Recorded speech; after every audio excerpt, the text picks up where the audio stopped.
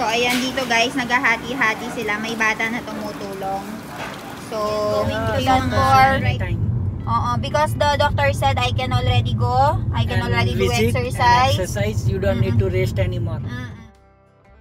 Many months I did not go here? 4 or 5 months. Si Lolo and Lola. Gabo ni Milan sa suot niya. Nagpur is very rural side area. Channel lot near the. So, Chas, me too, Channel Lot, and Arda. Kung meron kang ipapagawa sa kanya. Chas. Chas.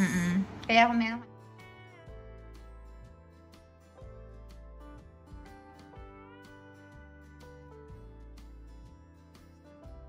kain tayo. Buong masabay niyo siya. Sarap guys. Grabe na miss ko to.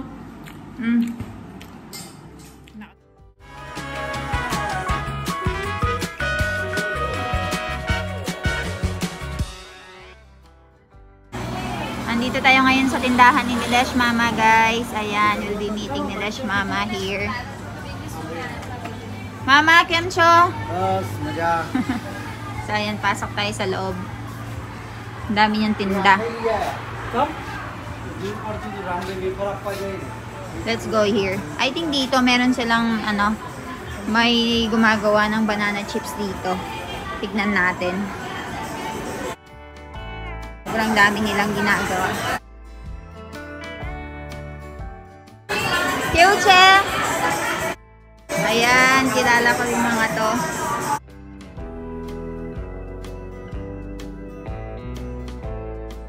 Kemcho! Ay, yad na imane. Bulik ya.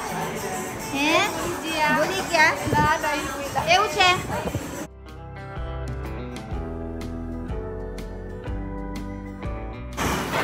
So, ayan dito guys, naghahati-hati sila. May bata na tumutulong. So, ito yung mga unripe bananas. Tapos, meron silang sarili-sariling pambalat. So, ayan siya. And then dito rin, napakadami na nilang nagtatrabaho. Tapos dito naman, dito nila niluluto. Ayan. And nilalagyan nila ng flavor dito. So, ayan siya, yung mga nagluluto. Namiss nyo ba to guys? Namiss nyo ba tong store na to? Andalan ko na lang kasi pumunta dito. And ang dami nilang stocks dun sa loob. So, ito yung factory ni Nilesh Mama. Ayan siya. Pagkatapos namin pumunta dun sa may banana chips, guys, banana chips factory, pupunta tayo ngayon para bibisitahin natin si Lolo and Lola. No, Milan, it's my first time again going to Danpor. Because the doctor said I can already go. I can already do exercise. You don't need to rest anymore. So that's why we're taking this opportunity to visit Lolo and Lola. So I miss Danpor. Finally guys, nasa Danpor na naman tayo. Kinulayan pala nila yung bahay. Ang tagal kong hindi nagpupunta dito. Jana, how many months I did not go here? 4 or 5 months. Probably 5 months guys. Grabe, ang daming pagbabago, ang daming changes. So ayan, buti na lang hindi umuulan. Kitain natin si Lolo and Lola. Gabo ni Milan sa suot niya. Nagpur is very rural side area. Merong ilog dyan sa gilid. There is river behind it. Tara, pasok tayo guys. Nandyan si Mama, Mami pala, tsaka si Lolo. So, ayan guys. Hemo Mami, kemcha tame. So, I miss Hemo Mami. Nagluluto ngayon siya ng paturi kasi favorite ko to guys. And nandito na kami ngayon sa Danpor. Mami tame yadche. Mane yadche tame ne. Kela may natia. Gare yadche bo mane. Bolo. Pela jainik nu dapan men na to. So ayan, nagaano siya, nagluluto siya ng paturi. Susunay ko tami andor. Chas, me too. May channel lot near the.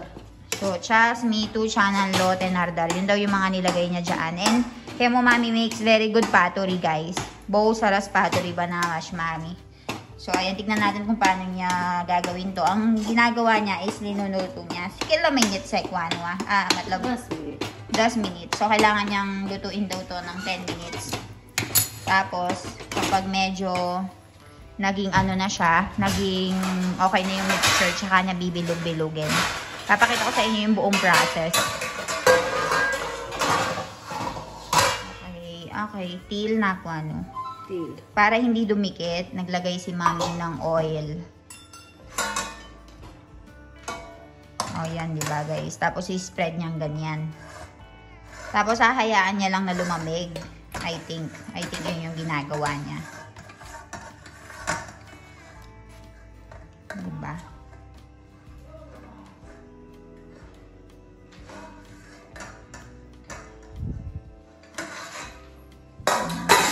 Papaanohin natin. May electric fan kasi dito. So, sisinundahan natin yung electric fan mamaya habang pinapalamig. Diba? Kakaibang way yung ginagawa ni mommy. Nilalagyan niya ng coriander leaves mamaya in different masala and spices.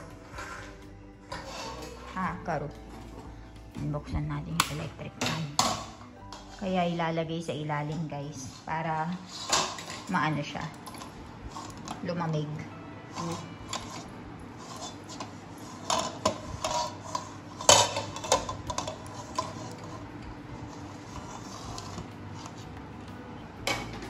Magawa si mami ng 1, 2, 3, 4, 5. 5 and a half.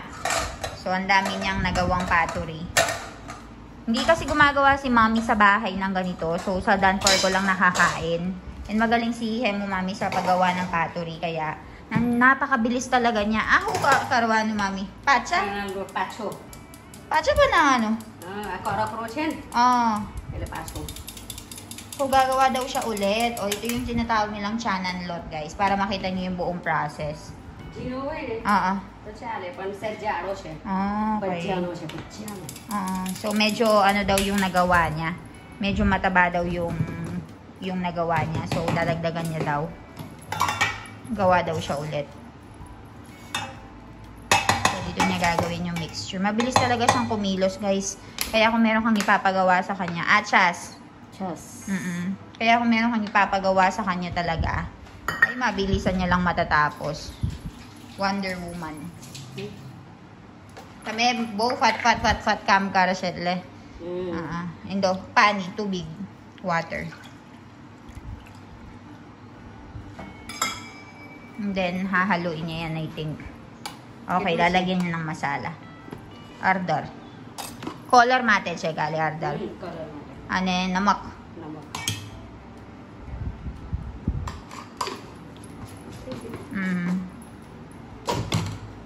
And then, after nun, i-mix na niya, I think. Ayan. And then, lulutuin niya dyan for 10 minutes. Gaya ng pinakita ko kanina, guys. Another batch na naman to. And naglagay siya ng dagdag na chili powder. Chili powder na iko? Na. Ardor. Ardor. Ardor. So, dinagdagan niya lang ng ardor or turmeric powder, guys. Ayan, si mami, ginagawa na niya. Ganyan. Once na okay na siya, once na lumamig na, ganyan yung gagawin niya. Diba? Yan yung pottery, guys. Bilis lang. Ang problema lang dito, malamok, malangaw. Ayan. Diba? Ito pa. Hey, Patigyo. Bow fat patigyo. tara. Ayun, tayo. Diba, guys? Bilis lang matapos.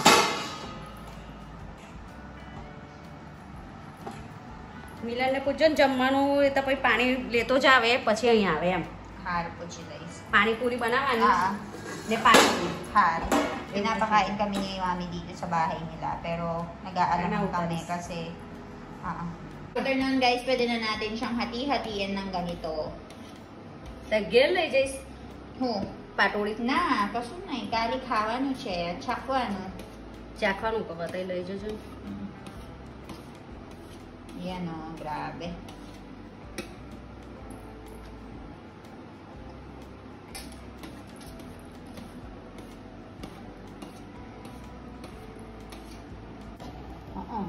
Ave, બધું થઈ ગયું અત્યારે. So, ayan guys. Tikman natin guys. Mas labay niyo siya. Sarap. Kain tayo. Buo mas labay niyo siya. Sarap guys. Grabe na miss ko to. Nakadami na ako. Meron pang gagawin siya, lalagyan pa niya ng oil. Papakita ko sa inyo. So, ang gagawin ni Mami ngayon, guys, lalagyan niya ng sauce yun by putting oil. Daming oil na kailangan. Ayan. Botil, jowa siya na, Mami, ah. Bagarwa. Til. Til, jowe. til. So, ayun din na pa. Singtil siya. Sugat? Singtil. Oil. Singtil. Singtil. Peanut oil, guys. And then, meron tayo ditong chili. Green chili. Gagawin daw ako ni Mami ng masala. So, meron siyang peanut dito. Grabe. Kami koto kam naman taki dyan. Ay, tame. Gagawan daw niya ako ng masala, guys, for my ringaraweda. So, once na mainit na tong oil natin, lalagay niya itong mga mustard. Ano magtawag yan? Cumin. Hindi naman cumin seeds to eh. Ray. Ray yung nilalagay niya. Blender.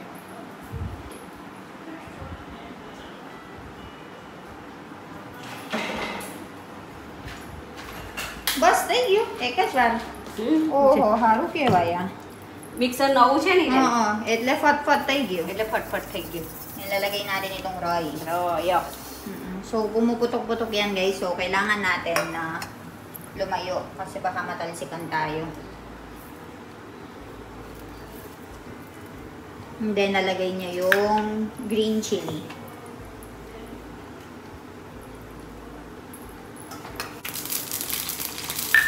Nilagay na niya yung green chili. And then nilalagay niya yan doon sa may pottery.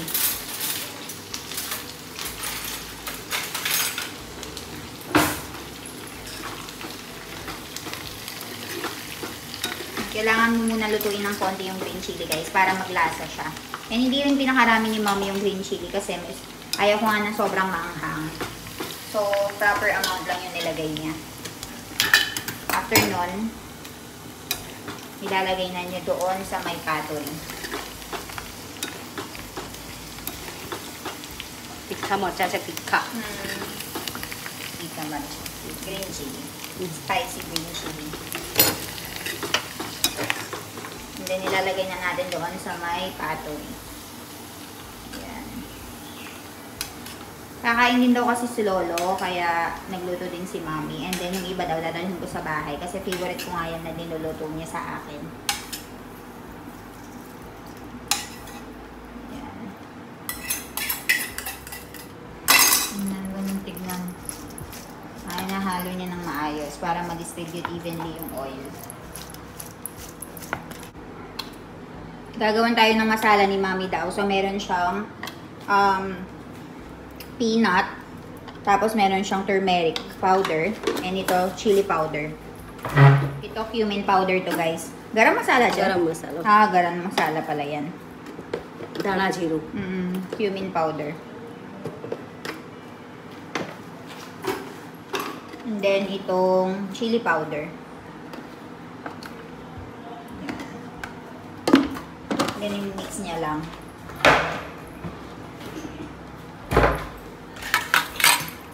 Ngayon, sugar. Canned. ખાંડ. Ano yan, oil. Naglagay siya ng salt and oil. Pilasado ato. Anay bakre. હે Amay girana bakre. હવે અંદર આદુ નાખવાનું, મરચા Okay. અને જીરું એટલું બાકી. So, lalagyan daw ng ado, matcha, and jiru sa bahay. Once okay na to. Ayan na yung lulutuin yan namin, guys. Ayan na yung ilalagay namin kasama ng ringar. Ringar bataka or ravela ringar. રવેડા રીંગણ. So, yun yung papalaman namin. Ginawa na ni Mommy kasi masarap siyang gumawa ng pagkain talaga. Hi guys! So, nakapag-freshen up na ako. And, sasabihin ko sa inyo yung nangyari noong nagpunta kami sa Danpor. So, diba nagpunta kami doon and then naabutan namin si Lolo Tapos, nakaabang na talaga siya sa amin. Kasi nga, sinabihan na namin sila beforehand na pupunta nga kami after namin na magpa-check up. So, hinabangan niya talaga kami. And then, nung makita niya nga ako, naiyak nga siya. Tapos, sasama pa namin si Milan, tsaka si Jano, and mga apo niya, ba diba? Tapos, tinanong ko si Milan kung anong nangyari, bakit umiiyak si Lolo. Tapos, sabi ni Milan, kasi nung naoperahan nga siya, hindi niya alam kung mabubuhay pa nga siya kasi medyo complicated and malaking operation yung ginawa sa kanya kasi nga, inaalis yung cancer, ba diba? So, hindi niya daw sure kung mabubuhay pa siya. Kaya nung naging successful na naman yung operation, very grateful na daw siya doon sa mga araw-araw na buhay pa na natatanggap niya. And unang apo kasi si Milan, guys, and wala pa silang apo sa tuhod.